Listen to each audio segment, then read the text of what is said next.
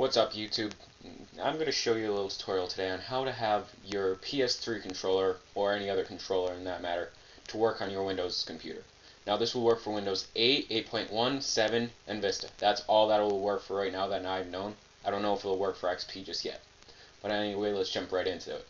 First of all, you're going to need the two programs, and I have the links down in the description. The first program is called Pinnacle. This is basically a simulator, like as using to play games and stuff. Okay, the second that you're going to need is something called Motion Joy Gamepad Tool. It's also known as DS3. I'll have a link to that down in the description like I just said. Okay, after you have that, you're going to want a syncing wire. Kind of looks like that. It'll fit into the PS3 controller, and obviously the PS3 controller itself. Now I just got a regular 6-axis, so this one won't vibrate when I tell it to. So we're just going to jump right into it. Let me close these programs so I can actually show you how to work it through.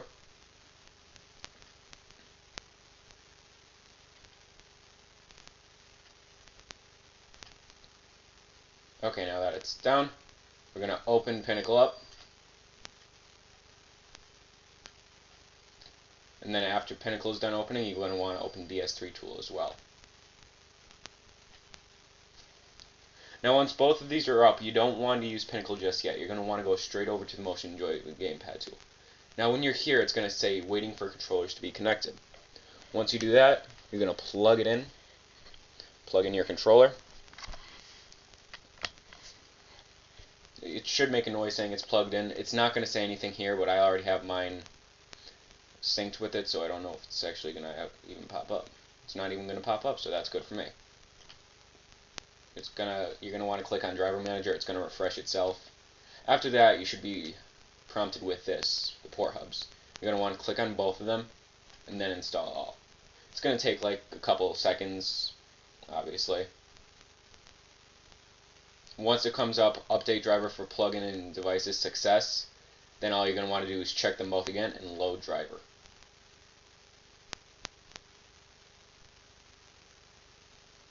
Okay, as you can see, it's a success. Now down here, it is installing. So once that's done installing, I'll be back, and yeah. Okay, it finally finished loading the drivers for this device. Now we can go back over into profiles. I suggest using the Xbox 360 controller eliminator because that works the best with Windows computers. As you can see now, it says DualShock 3 6-axis USB. Okay, since that's done, you're going to want to click Enable. I'm sorry for that. It happens all the time.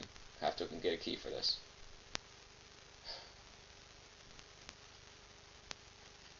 Okay, as you can see, that's done.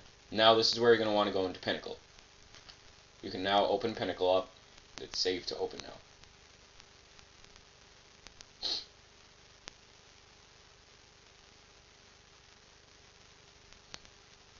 And also, since I'm doing this, if you guys enjoy this little thing, I will have a link to this down in the description as well. It's basically a main menu from the anime SAO, Sword Art Online.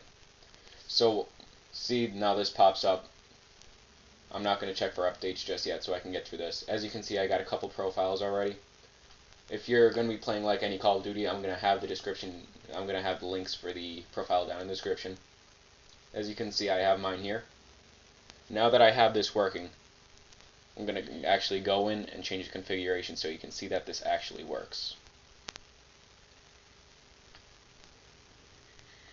Now as you can see here, it's going to show an Xbox controller because it's eliminating the Xbox controller.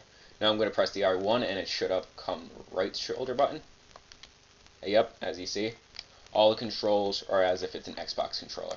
Every single button. Now to test this, I'm going to run Call of Duty World at War and play some zombies for about 5 minutes, 3 minutes, depends on what I want to do. Okay, so I'm going to pause it here, start up the game, and be right back.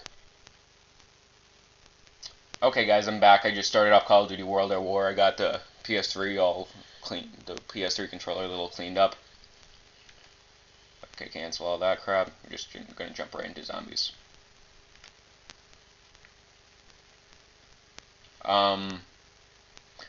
We're going to jump into Durries. Okay, while this loads, I'm going to pause it again. Once it's done, I'm going to be right back. Okay, so it just finished loading, and we're going to jump right into the gameplay now. Okay, so we got the controller. I can move all around. look up, down, left, right, move forward, backwards, this, that, aim, shoot, and even grenades.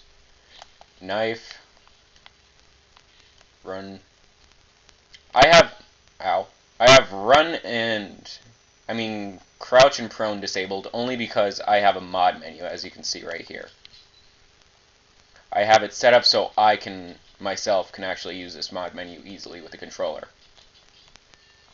So as you can see, up and down goes up and down, left or right on the D-pad actually selects that.